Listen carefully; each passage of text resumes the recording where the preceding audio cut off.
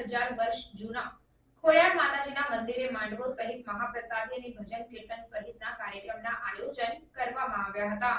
સમસ્ત ભરૂચ જિલ્લા માલધારી સમાજ દ્વારા દર વર્ષની જેમ આ વર્ષે પણ ખોડિયાર માતાજીના મંદિરે અતિ પૌરાણિક 1000 વર્ષ જૂના ખોડિયાર માતાજીના મંદિરે 24 કલાક લીલોડો માંડવું ભજન કીર્તન સહિત મહાપ્રસાદીનું આયોજન કરવામાં આવ્યું હતું। આયોજિત આ કાર્યક્રમમાં ભરૂચ જિલ્લાના ગામે ગામથી માલધારી સમાજના ભાઈઓ બહેનો ઉપસ્થિત રહ્યા અને માતાજીના દર્શન અને મહાપ્રસાદીનો લાભ પણ લીધો હતો।